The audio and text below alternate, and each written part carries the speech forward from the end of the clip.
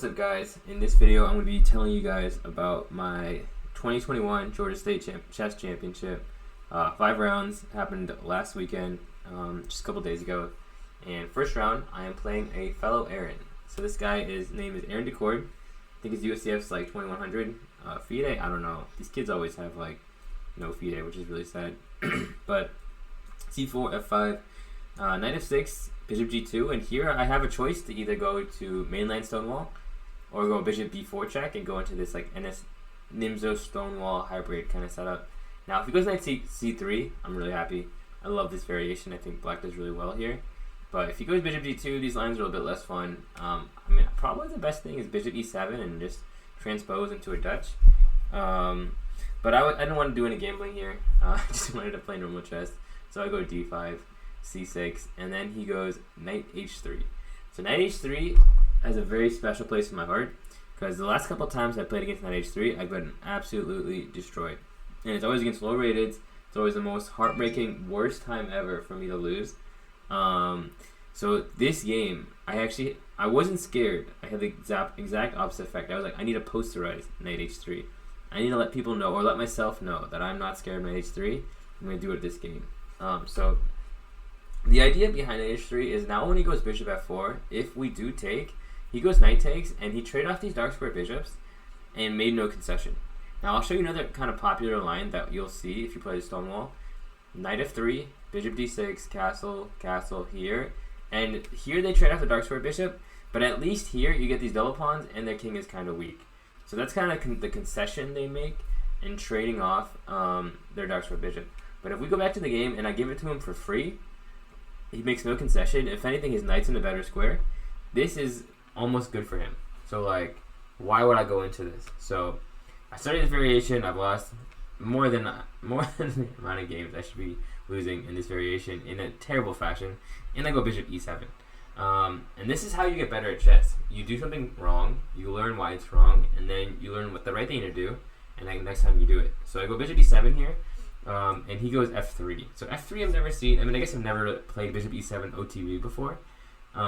But f3, okay, f3 I've seen a lot in the stone wall. They're trying to go e4, just smash open this wall, and it can go really bad for black if you don't know what to do. Now, the advantage of playing these positions again and again and again is they know exactly what to do when and when. So here I just take on c4, and what I'm saying is when they're bishop on g2 and they push e4 or g7, when they feed each other their bishop and then push the e pawn, I always love to play on the queen side, because if I play here, this bishop is just doing nothing. It's just staring at pawns in front of it. So that's always my strategy whenever I see someone try to push here. So e4 I'm not going to take. Take would be great for him. And you can even see the computer analysis. It went from negative to positive. That means that white is doing way better now. He's slightly better, and that's if I play the top move knight a6. Otherwise he's going to be a good amount better. So here I go b5. I'm focusing on this side of the board. Bishop e3. If he took here, this was fine. I can post up my knight to d5. Once again, this bishop is blocked in. I mean, at some point he can move the bishop and then go f4. But if I post up here, this pawn is weak, I would be more than happy. So I just go b4. Now here, another critical kind of moment. So when you're up material but behind development, like if you see, he has pretty much all his minor pieces out, and even his queen is kind of active. But I only have these two kind of out, and my queen is, I guess, the same as his queen. So what I need to do is catch up in development. I need to get this bishop out and this knight out. So top move here I think was like knight a6 or knight d7, get the bishop out, and then I can kind of strike the middle or the queen side. So b4 is a little bit rushed, but my idea is I thought he was going to go here, and now I can move with tempo with like queen a5 and stuff. He went knight e2, which I kind of liked for myself a little bit better, just because I thought he was being more passive. Now here, I really wanted to, okay, so I saw this idea of take on e4 and then e5, or sorry, knight g4 and then e5. And the idea is like after this, like there's all these threats with this, or even like queen b6 check or bishop c5 check. So black is actually doing really well here, but the reason I didn't play e5 is kind of like what I was talking about before. This is my strong side, and this is his strong side. He wants to focus on the king side, and I want to focus more on the queen side or the center. And I want to keep it locked up over here. So I thought it was like conceptually wrong to open up over there. So here it hurt me, but you'll see later on it helped me. So I go queen b6, he goes king h1, and now I really wanted to go e5 here. I was really close to going e5. But what I missed was he could have gotten queen c1, and then he's starting to take on c4 with check, and he can now push this pawn or take here, because now the bishop supported. So I ended up playing c5 because I didn't want to open up this side of the board. So one move, it hurt me because I could have taken advantage of him. One move, it helped me because I would have been taken advantage of. So the principles are like that. It's like you got to know when to do what. In general, if you follow them though, you're going to be okay. Like that's kind of what happened here. In general, I just stuck to it, and I still ended up with a pretty good advantage here as black. So he takes, and goes queen c2. Now here's when I start getting a little bit worried, just because I'm really behind in development, and now these pieces are starting to feel loose. But what he does is he goes rook e1, and here now I'm happy because I'm like, okay, I definitely have enough time to get my pieces out. Like here is where white really I think needs to strike, because if I get two moves, like I get the knight out and the bishop out, now I'm just chilling. Now I'm caught up in development, and I got the better long-term kind of advantages. So rook e1, knight c6. Let me just get my pieces out. Now here, what the computer wants to do is kind of still put his foot on the gas. Knight d5, push the white's pieces backwards, and just keep moving forward. But I was like, all right, I think this is not the time to go b3. So he goes a4, and now we kind of come to another critical moment in the game. So here, I'm not like low on time, but I'm lower on time, and the kid's been playing pretty fast. And at the same time, like, it's a complicated position, and if I can go to the end game, like against lower rated, if I'm up or it's complicated, I have extreme confidence that I can win against low rated in the end game. It's like, as a fighter, like my jiu-jitsu is just very good. Like I know how to work with queens off the board. I don't really try to get queens off the board too much, but if it's not that, if queens get traded, I'm very confident in my skills. So here against a low rated in a kind of, I guess, the position's catering towards getting low on time and staying complicated, let me just take queens off the board so there's no risk. And remember, keep it simple, stupid. So here, take, knight b4, and also I see this transition where I'm probably winning exchange. So knight d3, rook f1, knight d5. Now here I was thinking maybe he could try to go for this stuff, but I would just take, and then take here. And now I'm just like, I got the two bishops, I got this pawn here. Position's very easy for black to play. I still have this pawn, so I can go rook d8, rook d1, and I would say he's probably starting to get in trouble. So knight takes, take, and then f4. Now f4 is kind of a silly move. So the problem with f4 is I just assumed he had to take, because I was like, okay, right, if he takes here, I go bishop here, I get my pieces in, I'm up in exchange, it's going to be an easy win, for sure. But it's going to be the better way for him to go, because it keeps his pieces, and if he takes it, he's just lost. So it was kind of a stupid moment for me where I assumed he had to take, and that is something that I do probably more than I should, and it's something I'm going to work on. Don't always assume things. Really go deeper in calculations. So he goes here, and then now it's kind of just a wrap. So take, rook d8. Remember, his bishop is not free to move, because then I'd go rook d1 check, and he's toast. So he goes knight d2, bishop f6. Now the computer wants to go bishop takes c5 here, and I completely understand. I guess this is winning. It's still very good for black. But when you're up material, let's say for example, like I slipped up, and he would now have two pieces for a rook, and I would be down on material. So when you're winning, why put yourself in these stressful situations where if you do something wrong, like you're gonna get punished for it?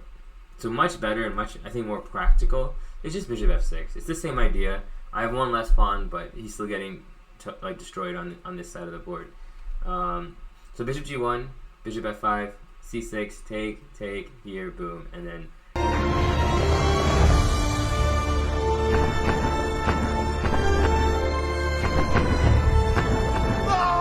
I'm just picking which way do I want to win at this point. So very nice start. I get to start off the tournament by really shutting down one of the primary openings that's been hurting me or killing me for a long time. And just another thing, just keep it simple, stupid. I will not stop preaching about how much better or easier chess is when you can do that.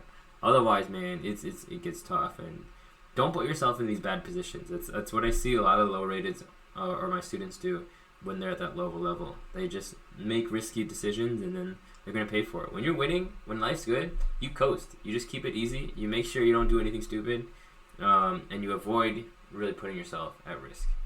Alright, so that's round 1. On to round 2. Alright, fine. Alright, so this is my round 2 game against James. I think I spelled this wrong. I think it's Altucher. I have Altucher here, but I'm pretty sure it's Altucher. Apparently this guy is really, really rich. It's what, like, a couple people told me before and after this game. They're like, yo, this guy makes so much money. He's like worth $55 million or something. I'm like, alright, cool. I think he like works on Wall Street. I think he played chess before, then he got into Wall Street, then he wrote a book, and he has a podcast. During the game, he was actually wearing his podcast shirt, so I think I can confirm that he's a podcast. But yeah, I mean, this is this guy. I think he's a national master a while ago. Right now he's like 22, maybe 2150, but he's pretty solid. And I already knew before the game that he played the King's Indian, so I didn't really prep anything for it. I was just like, I knew in my head this is what I was going to see. Now I'm thinking about maybe trying some other stuff, because c5 really is a pain. I have a bunch of lines here, but they're all really confusing. So I went with just knight e2, queen d2, kind of that keep it simple, stupid approach. But this is the problem here is it's not complicated. It's not like I need to keep it simple. It's here like in the opening, if you can, you want to get advantage because you've worked hard and you know how to get advantage. But I didn't. So queen a5. This is when I started getting sad because I was like, all right, queen a5. I can't just go for my usual castle queen side, h4 h5 shebang. Queen a5. The problem is a6 b5 comes so fast, so you have to be more careful with this variation. And a lot of times you actually try to castle king side here. Now the proper way to play is going to be with d5, knight e5, knight g3, and this I all knew. But then I also know like if he goes queen b4, I'm supposed to be able to go a3. Okay, so yeah, what the computer wants to do here. So obviously you don't want to go b3 and open up all these dark squares. It looks okay right now, but I'm telling you, at some point you're going to be like, I really wish I never did this move. And if I go a3, I didn't like queen b3, and here my only move is to go queen d1. Bishop d1, he would just go queen takes. Oh, he can actually even take here, because if take, I use knight check, and then this is also a problem. This would be nightmarish. Okay, apparently that's not good, but yeah, if he wants to keep it simple, he would just take on c4. So I wanted to avoid all these variations. That's why here I just went rook d1, and I was trying to get some Moroxy bind kind set up. I've never actually played the Moroxy bind, and I never really want to. But if you're not sure what to do and you're playing low rated, I was like, can't be the worst thing that's gonna happen to me. So a6, king f2, b5, and now here I go for my new patented trade the queens off. Now, am I doing this a little too much? It's a good question. Remember, like I said in round 1, I'm just very confident in the endgame against these lower rateds. They're very good at finding a way to lose, or finding a way just to give me exactly what I want. And the other thing to think about here is, okay, if I don't trade queens here, he's attacking here, and I haven't even started attacking here. I can go bishop h6, but this is just so far away from really materializing into anything. So I need to just like sit here, or it's either I sit here and take it, or I go into his endgame, and that it just seems like the more simple solution here. So this. Now here's where I kind of chickened out. I should have just gone bishop takes c5, knight c4, rook c. Like this I all saw, and I was worried about this for some reason. I was like, okay, this knight looks really dangerous. My pieces are kind of messy. If here I was like, okay, I can go with d6, worst case, I'm fine. But I was really scared of this knight, I guess, which I guess I shouldn't have been. And this would have been the way to play. I mean, he's got some active pieces, but it's more Fugazi than it is Fugazi, if that makes sense. So here I just go knight c3. So this whole keep it simple stupid is honestly really good, especially for me because I'm someone who doesn't. But you don't want to keep it too simple, and because that's where your opponent gets enough time to do something. So it's really a balance that you have to kind of, I guess, tread carefully. So here bishop e2, and here in my head I'm like, okay, I'm fine. I'm just gonna eventually push f4. He's gonna be worse, and he's just gonna collapse. But what I missed is f5. F5 is a really, really good move. And it's a very King's Indian move, I think. And knowing how much this guy plays the King's Indian, I shouldn't be surprised here. Like f5 is just like, let me open up this position, don't give white time to set up, and really make it tough for him. And here's where I started being like, I'm not losing, I'm not lost, but this is going to be rough. The next couple moves are definitely going to be rough. Now here, what's very important is always defend actively. I was listening to a podcast today, Joe Rogan and Chito Vera, this UFC fighter, and and not even what he said, what his coaches said was, if you want to defend, you need to start getting some offense going. Because if you just sit there and ball up, eventually you're gonna get cracked.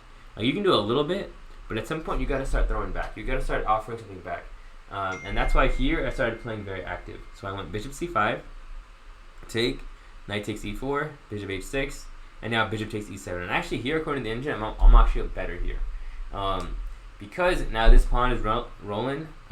If he did something silly, like let's say just move rook e8, I would go bishop g5 here, and I don't have to worry about this anymore, and I would just up a pawn.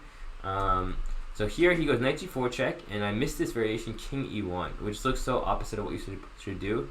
It's like, wait, can he just take this with check? And the idea is yes, but now he's got a lot of things hanging. He's got his rook, he's got his knight, he's got this pawn. This is all kind of dangerous for white here. But instead I go king g3, because I thought I just couldn't give it up just like that. I had to make it a fight. Now, always when you go king g3, or your king's out here living his best life, it's always very nerve-wracking, because if one thing goes bad, old King Cole could get checkmated, you know. So king h4, knight e3, and here g4. So here I'm still chilling, but I'm just like, all right, this is close. And remember here, like, you don't want to do something stupid, because knight takes g2 is checkmate, and that would be a very sad checkmate, very like dominant checkmate for black. So here g4, kind of cutting off the bishop from taking away these squares. And here you could play knight f5 check, which the computer really likes. I don't think it's like as bad as the computer's saying it is, but after this, like, this is not the end of the world. It's like, I'm still worse, but minus 2.5, and it's like, what does he actually have? I mean, it's equal material. It's just my king's bad, and he's got the bishop there. Now, is that minus 2.5? I don't quite know. Anyway, so d6, this, and he kind of goes for the normal line, which I would expect. So here he's up in exchange, but I have active pieces. So I go rook d1, which I actually wasn't a big fan of. I wanted to go knight g5, this, and then go for rook d1. Now what I missed was, after rook d1, he can go h6, and now I'm kind of stuck. Or at least I don't get knight g5. Not that this is like terrible or anything, but I wanted to get knight g5 in, and I was like, oh no, I can't do it. So the next move I make is g5, bishop f5, and here, and then here. Now the idea behind this is, okay, these pawns are fixed, but they anchor in my pieces. Like, all these pieces are going to be here for a while, and long term, this is going to be pretty good. Now, the reason I played f4 instead of h4 was I want to get this bishop in. In this position, I think somewhere here, I was like, man, if I can get this bishop in, especially to f3 on this diagonal, he's cooked. Like, he's going to be in big trouble. So that's why here, that's really what I was trying to make sure I could do. So push, check, push here, and now bishop f3. And this is when I started feeling the tides turning again. And this is going to happen a lot in this game. But I was like, alright, once I get this in, I think I can win this game. So rook b8. Yeah, so I wanted to go h4 just for example of take, and go h takes, and then go rook here and throw some checkmates. But unfortunately, I never had a chance, because this bishop on e7 was hanging, or at least you could go bishop takes, pawn takes, rook takes. So here, bishop f3, rook b8, rook e1, take, and he goes bishop a5. Now here's when I start getting a little bit nervous, because he got very low on time here. I think he had like 2 minutes or 3 minutes, but the rook doesn't really have anywhere great to go to. Like rook d1 is what I played. Rook e2 is the best move, but he starts attacking it, and I get nervous, and I'm like, I don't know what's going on here. So I was like, let me keep it simple. Rook d1, b4, rook d5, and then here I was really hoping he wouldn't go bishop to b6. Because bishop b6, and now I'm kind of stuck. I'm like stuck. And now this pawn is actually very, very dangerous. And the only way to defend here would be actually to sack my rook for the bishop. Rook takes, pawn takes, and then bishop d5, which would be pretty crazy. I have 2 pieces for 2 rooks. Funny enough, this theme is going to come up one more time in this tournament. But actually, it's the best thing for white to do. Now, do I have the courage to go into this? I don't know. This is a tough position, man. But this would have been the defense if he did go bishop b6. Luckily, he went c3, and then I was like, all right, I'm fine here. Because take, rook takes. And I was like, worst case, I can always use d7 to trade off for this pawn. So let's say, for example, push, rook here. Not examples, rook b1. And I just take. Because take, and then pawn push. And now he's got to get back the rook, and I'm going to have 2 pieces against the rook. Now, when I'm in this position, the only thing I'm kind of worried about is this enough to win?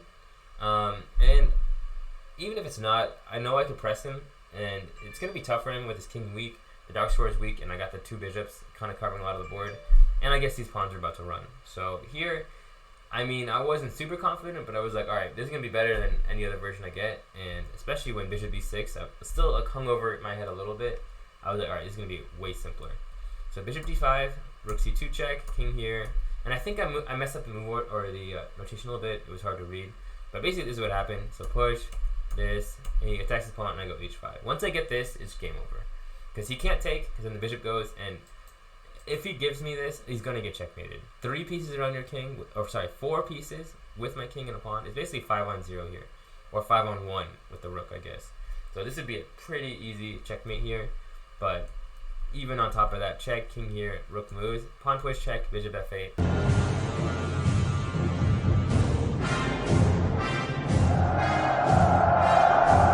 And a pretty nice checkmate for white here that he really can't stop. So thoughts on this game? Honestly, not the best game. Theory was bad. Conversion after trading queens was not good. I gave him a lot of play, but the big thing that helped me is that active defense. Against lower rated, against kind of anyone, have active defense. It will make it hard for your opponent, and the more times you give your opponent a chance to mess up, the more times he's going to mess up. So that is how you actively defend, and you make something out of nothing. So that is round 2. Now we're on to round 3. Alright, what's up guys? This is my round 3, and to be honest with you guys, this is a very, very sad game. Oh, boo-hoo! Let me play a sad song for you on the world's smallest violin. Honestly, a very good game. Just back and forth. Just a battle. Exactly what you kind of expect from being 2 pretty solid players. But you're gonna see, very sad. And also, let's say I'm very sleep deprived for this game. So I was really looking for a round 3, playing down, have an easy game, and then Sunday I was ready to hit all the battles, whatever they wanted. But unfortunately, someone took a bye. There's 4 people with 2, but one guy took a bye, so there's only 3. So I played up, and the other guy played down. And I have black against. Actually, very interesting beginning. He started d4 to make sure I go e6. Like, I guess he didn't want me to go e4, e5. He wanted to force me into it, but I was fine with it. Like, I'm settled on the French, though. I think after 2021, you're gonna start seeing a lot more Nims and other openings coming up. But so far, the French is solid, bro. Like, you ain't going to crack it. And here is where, like, I was like, all right. So do I go a5 and queen b6 and go for that variation, or should we have some fun? Now, keeping in mind the state of mind I was in and what I was looking for, probably a5, queen b6 was the way to go. That's the more solid, less crazy way to play. But I went for g5 because I was like, I'm going to test my brain out today and do my best. So g5, and there's a lot of moves here. I mean, take is the main move. Rook e1 is what you do if you don't know what you're doing, because g4 then traps the knight, which would be wonderful. And b3 is another kind of common move, but he went knight b1. And the other thing was, like, he was already playing really fast here, and when I played g5, I was like, okay, now I can go use the bathroom or drink some water or whatever. And he like immediately played knight b1, and I was like, wait, what? Did he read my mind? Did he know I was gonna play this? Like, how did he play knight b1 so fast? And I think we talked after, and he just knew this variation. He didn't know I was gonna play it, but he knew what to do if someone played it. So knight b1, h5, bishop e3. I mean, these are all normal looking moves. Now I don't ever want to go g4 here, because if he goes g4, if I go g4, knight e1, and then f4, f3 is going to be really strong for him. He's going to open up his f file, and there's going to be a lot of pressure on this pawn on f7. So I was like, I'll just wait on that. There's no rush to go into it. So b6, knight a3, a6, knight c2, bishop b7. He's giving me a lot of time, which I kind of like. And basically, I was like, all right, I'm going to castle queenside, and then we'll go from there. Now, even after the game, he was like, bishop e2 is a terrible move. The reason is, he's not going to take on h5. Like, honestly, after bishop e2, I instantly played castle queenside. I didn't even know what I was going to do after bishop takes h5, but I was ready. Let's say, for example, he does take. I think I could always go rook h7.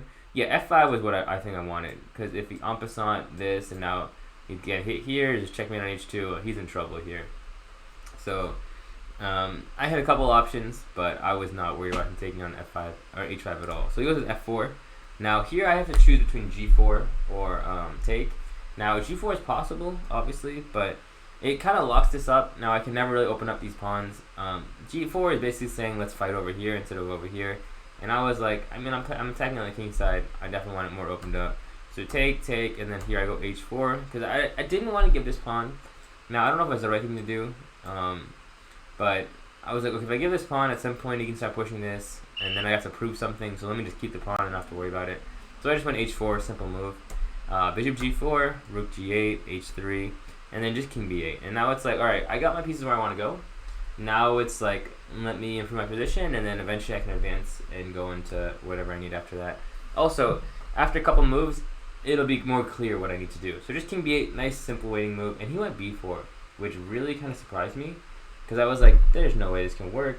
Now computer's fine with it. It still likes it a lot for, not a lot, but it likes it for white. I think white's doing well here.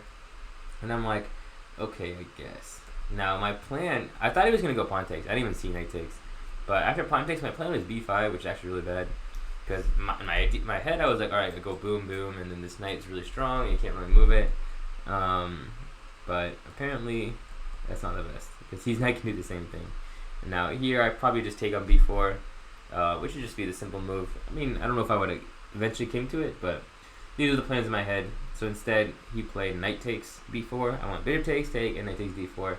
And here, I kind of like my position. I was like, e5's weak. He's got the two bishops, but I am up pawn, and I don't really see the compensation he has for it. So he goes knight e4. And here, literally, I spent all my time looking at every single move in this position. I was like, there's got to be something, man. I looked at rook takes g4 at least like 100 times. And I was like, please, can I make this work? Because I wanted to go like take, and now here. And now we can't go rook c1 because they have knight e2 check and all this kind of stuff. But yeah, knight d6 is just like heartbreaker. And there's just no follow-up after. So I decided against that. I just went with knight c6, and I found this really cool idea. But this is also where I started getting low on time, which is not good. So f5, then after take, I go e5. Now e5, the idea is I'm hitting the bishop, hitting the knight, and once again, I want to sack on this rook for the bishop. So he went f7, and here we actually both thought I was winning. After the game, I was like, why didn't I just go rook takes g4? Isn't this winning? And he was like, yeah, why didn't you go rook takes g4? Isn't this winning? And not quite. So first things first, knight e8 was what I thought. But, I mean, I was scared. He was scared. We were scared for different reasons. I thought I would go take, and then just move. But it's not so simple. So I have an exchange and a pawn, I think. 2, 4, 3, 5. Yeah, exchange a pawn for a piece. So for a rook. So what is it? Knight and pawn for a rook. His king is weak, but this pawn is just so dangerous. It's not going to be fun to deal with it. His king is pretty weak. Now, he thought he was completely losing. I thought I would be winning here. But computer still likes white. I just think it's a complicated position. Pretty hard to tell. Now, the other variation we looked at was rook takes and then just queen takes. And then take here and then queen f8. But this is like good for white too, apparently. Even here, I was like, okay, this looks like it's winning. This bishop g5. But apparently white's doing well, or just doing fine. Now, computer does overvalue. This is actually kind of important. Computer overvaluates 2 pieces for rook. It loves the rook. I don't know why. And I always like 2 pieces. All humans like 2 pieces. But the computer is always like, no. The rook's better. The rook's better. So, I don't know. So I ended up going with just take on d6. It's a simple move. I was like, this is getting crazy and getting a long time. Let me just keep it simple. I should have enough here in this position. And I thought I did, but it's not that simple. His 2 bishops are strong. And I don't really get anything. I don't get any counterplay fast. So here I go king a7, which already seems kind of slow. He goes queen d2. And I wanted to go knight f6 here, but queen h6 was really annoying. And I didn't want to go put myself in all these pins and then give him time to get his pieces in. And then what if I'm just worse? Or even worse, what if I'm losing? So I don't go for knight f6 yet. I go d4, rook here. And this is where I was thinking about knight f6. Because after queen h6, I thought I had this. But this is actually just losing. Because apparently his queen takes knight, queen check, take here, and then just block here. And now my king is the one in trouble. And once he gets bishop f3 in, I'm toast. Like you can see, plus 6.09, 6.02. White is doing really, really well here. But all this is not easy to see. So instead of... Okay, so d4... so d4, Boom, and then here knight f6 doesn't work. The top move is actually rook takes bishop. If you guys remember from round 2, the computer also, once again, there wanted to go 2 pieces against a rook. So 2 rooks. So he's got 2 rooks, and I got 2 knights for it. But I have these center pawns, this diagonal, this bishop can be strong. But it's like, you gotta have balls of steel to play this kind of variation. Because it's like people will come and look at your board and be like, why is this guy even playing? He should just resign. He's down 2 rooks for 2 pieces. But it's actually a computer move, and it's the best variation for black. So, I mean, just tough decisions to make in these kind of positions. I don't know, man. There's a bunch of like pawn pushes so we can have his king. It looks pretty sketch, but this would have been the best way to play. So I just went with simple. Rook d8, rook here, knight f6, knight d5. And here I was like, okay, I'm trapping his rook, because, I mean, where else does his rook go? But at the same time, it's like, do I want to be trapping it? Because he goes rook takes b7, which I saw, and I kind of underestimated this. Because here, like, basically after this position, I'm like, yo, I'm dead. Like, these 2 bishops are so strong. Like, it's going to be really hard to survive this. And dude, I don't know. Through some kind of... I just all of a sudden start playing super good defense here. I think a part of it is definitely maybe not super good offense by him. But I go, knight takes pawn. Queen here. Queen d6. Like, it's very tempting to take this. But, yeah, all these checks are GG. Actually, I think I only saw queen d7 check. But this is just as strong. Hey. Sorry. So, what am I doing? So, take, queen c7 check, not rook e2, king a8, and then this, and then here is just toast. So, I saw all these threats, and honestly, I was like, he wants to trade too much. What's going on here? So, queen d6, bishop e5, take, and even here, like, I didn't jump on the queen trade. Because this check, and now he gets the b pawn and all the other pawns. So even here, I'm still playing good defense. Knight d3, boom, boom, boom. Knight here, and even here, I didn't realize I'm losing a pawn until he went bishop e2, and I was like, oh, he's attacking both of these. Now I can't give him this one. If he gets connected past pawns, that's going to be tough. So rook e5, bishop takes pawn, rook a4, check here, take, and then here is actually where I don't run. I mean, I'm still taking notation, it's increment, but it's just really hard to read. Now, let me just remind you from about move, let's say move 33, or maybe, let's say, just to be safe, move 35. Here, I have like 2 minutes left. So from this to here, I've been playing an increment for 20 moves now, and the game goes on up until move about 80 or move 90.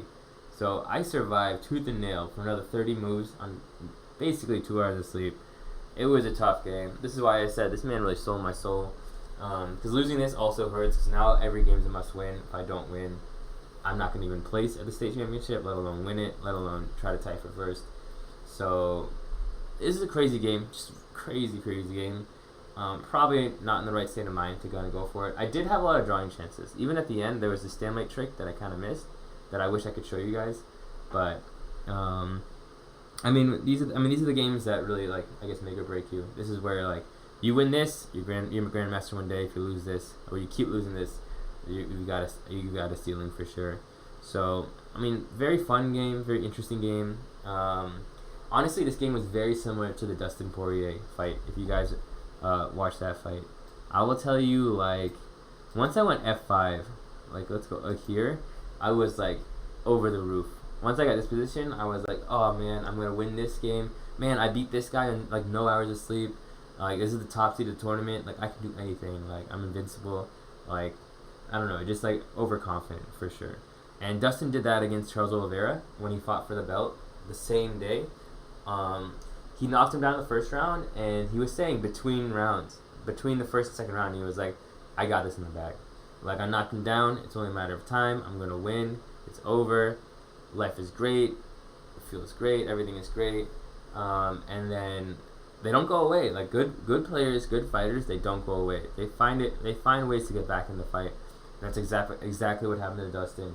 Charles won the next round, then he started going for submissions, and then it was just a matter of time. And I went through a very similar experience, and I will say, like, it's not over until it's over. You don't mentally take your foot off the gas until you've actually won the game, or until it's so close to over where it's like there's no way he can come back.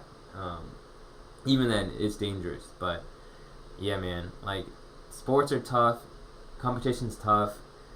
Facts are the facts. Like if you lose, you lose. If you win, you win. Like you got to do your best, and you can't give your opponent anything. So tough game, but very good learning experience, and I'm gonna take this one for the rest of my chess career for sure. Oh, boo-hoo! Let me play a sad song for you on the world's smallest violin. Alright, what's up guys? This is round 4. I'm playing this kid, Anshul Gokul. It's almost, I guess 2050, maybe 2100. He's actually a former student of mine, and not gonna lie, it always feels good beating former students. So we start with the dragon, and we play this position a bunch of times. Honestly, like, I've had white against him in tournaments, way more than black. Feel kind of bad, but it is just how it is. But I guess the good news for him is he's really starting to figure out this line, I will say. So this is all still theory. Now here, this is where he starts shaking his head, and I'm like, all right. So either he knows the correct line, or or he doesn't. But I feel like part of this is acting. But I mean, I'm still gonna commit to it until I really see a reason not to. Because if he does some stupid stuff, like I'm not gonna not play this. So, and yeah, the last like 4 times I probably played him, it's been just free wins, straight theory, and this is the first time he played Queen A5. So normally what he does is he goes Knight C4, we go take, G4, boom, boom, and then somewhere here he goes Queen A5 or he takes, and then he's just toast. So this is the first time he's kind of played it right. So he goes Queen A5. I mean, I still know this variation. So Queen A5, King B1, Knight C4, take, Knight B3, Queen C7, still all theory, Bishop D4, E5, and here I'm still in prep. He's still playing all the right moves. And maybe this is here where I start getting a little bit, okay, maybe he's going to know it all, and I might just be worse. Because if black does know what he's doing in this variation, black is normally just better. So he goes B5, and I think B5 is the first mistake. So here I think Bishop E6 or Rook C8 are the 2 more common moves. Or even A5. A5 is really annoying because A4, A3, and all this shebang starts coming. But he goes B5, and now I'm like, alright, I'm just going to hit the D6 pawn. So this, and here, and then Queen A5. So once again, like, really the theme for this tournament is I ain't scared to go to the end game. Like, I'm actually getting, not just scared, but I'm confident in going to the end game. Like, I can beat all these guys, no problem, in an end game. I can hold the worst end games against low-rated players or high-rated players. Actually, one game that really helped in this confidence is I played Zavan Andreasen, who's this super cool, super strong GM. And I was down a pawn on like move 10, and I held that endgame with winning chances at points, which is, I mean, in my head, like, just insane. Because I needed that one for money, I needed that one for a lot of reasons, for my first 6 out of 9 score in tournaments, and I did. And confidence comes from achieving results. It comes from seeing that you can do it, and then believing it. So anyway, see, believe, achieve, rook, lock, hold, all that stuff. So he trades, take, and then I was already here, I'm like, alright, it's over for him. Because here, what you should have done, I think, is go rook c8, or you could even take on c2, but this one, I think rook c8 would have been the move. Keep the pressure, force me to trade, and then I get bottom position. But I take, I get with tempo, I go b3, this. Now rook takes is the way to take. I want to trade off. Remember, he does have the 2 bishops, so these guys, if they start to get going, it could be kind of dangerous or a problem. So rook takes, take, knight takes, bishop f8. And now, part of me wanted to go bishop takes a7, but I was like, man, this looks way too complicated. This is not worth it. And yeah, he could probably just take. Now, once again, computer likes it, but bro, this ain't worth it. I mean, I get these. I'm gonna get connected pass pawns. I have a rook, but why? Just why would you take this when you can just have an easy winning position? So pawn takes, boom, rook d1, and then this here is all just really simple. Rook d5, rook b5. You can't trade because then this pawn goes. So he's got to go rook c8, c5. Okay, another thing is, remember, when you're down, do not trade. Really try to avoid trading unless you see like a good reason to. So he goes a3, because I'm trying to take b4 next. I just go c3, pawn takes, king c2, bring the king in. So here's where I thought a tiny bit. I was like, should I take it? I was like, alright, you know what, just keep it simple. Why am I thinking so hard? So this, bishop here, rook here. I don't want to let him get active, so I just push. And then I have rook b6, so this pawn is not a liability. Remember, do not push your pawns too far and lose them. That's always a big risk. So rook b6, king f7, king c4, and then here I go bishop c5. If he trades, the endgame's over. He goes bishop d6, and I think for a second I look at him, some people are there watching, and I'm just like, wait, I can just go c7. For some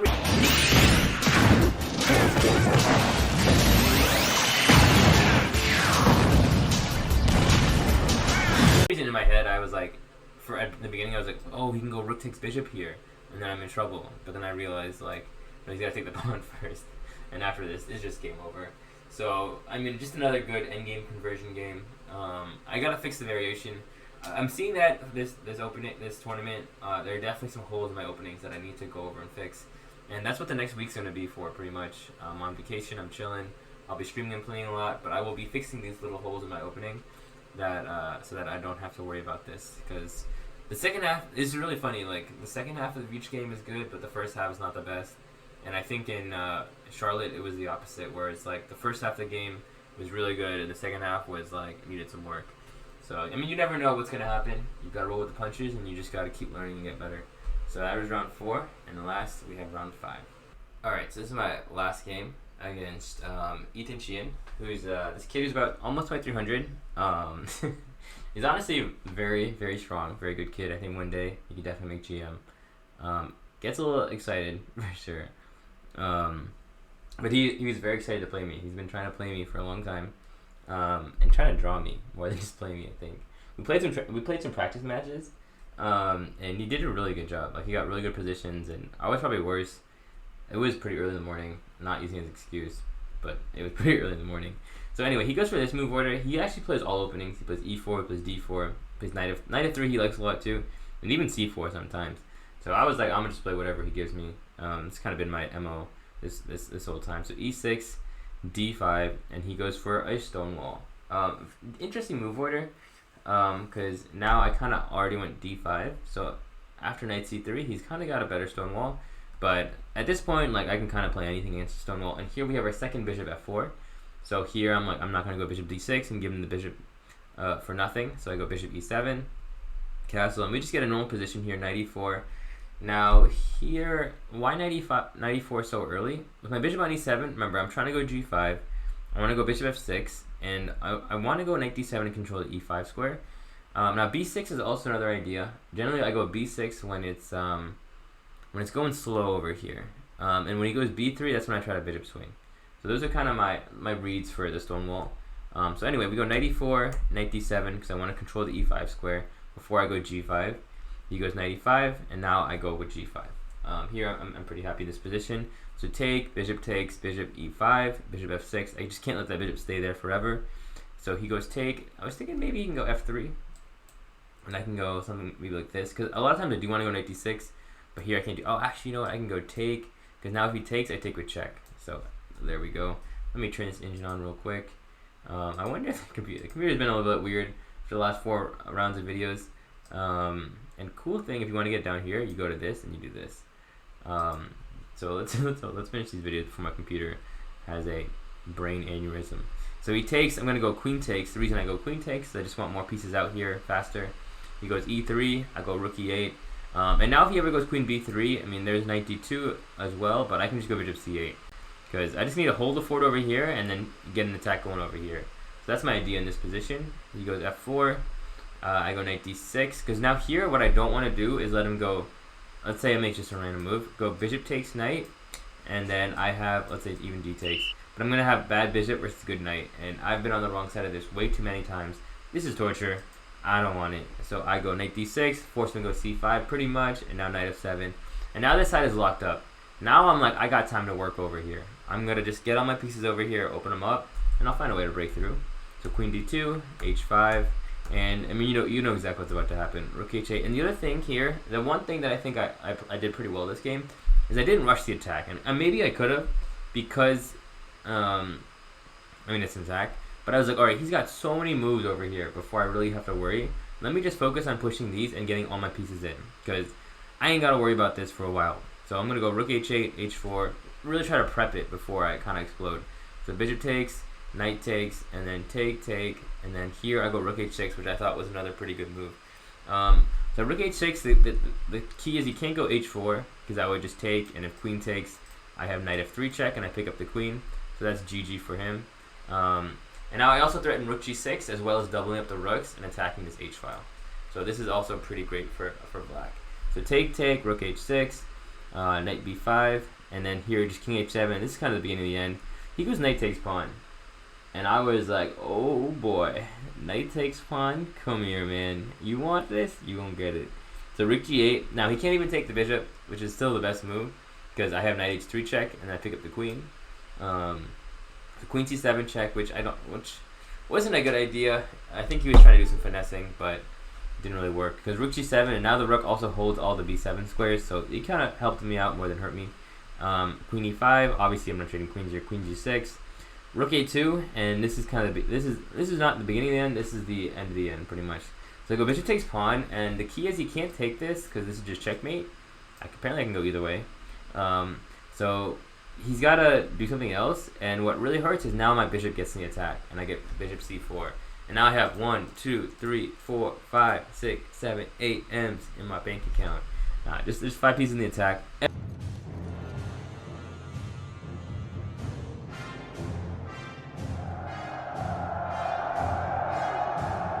Prepare to fight. If we die with honor. Every single piece that I have has fully committed. This is my kind of game. This is the games that I want. I know I've been winning a lot of endgames this tournament, but to win the last game by maxing out attack, that's kind of how you want to do it. And if you're gonna go take these pawns in the corner, man, it's gonna happen. Like, you can't give me all this time. So rook h1, rook a1, rook h4, and this is the end. After rook h4 is over. So knight c8, knight f7, queen b8, and now rook g4, threatening rook takes g4, which is GG. So he goes rook g1. Light it up.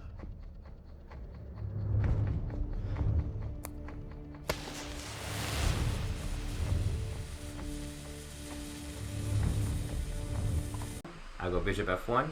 Now he can't go bishop takes because this is GG. So he goes, he takes. I go take on g2. Now I'm threatening the rook. If he takes, it's checkmate. So he goes rook g1. And then I finish it off with just e5. Because now the threat is rook takes h2 check, and there's no way to stop it.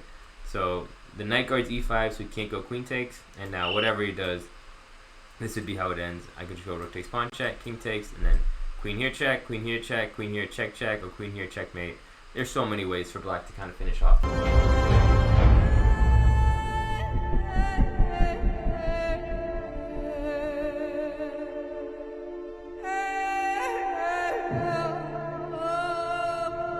Job here. And that is a wrap for my 2021 Georgia State Championship. If I'm thinking about a grade for this tournament, I mean, maybe like a B-. Nothing really crazy here. I beat kind of who I was supposed to. I lost the one game that was kind of the game of the tournament for me. I guess a pretty solid end. Pretty nice way to finish off 2021. Unless I'm trying to sneak in one more tournament, which is possible. So that's it. Hope you guys were entertained. And I'll see you guys later.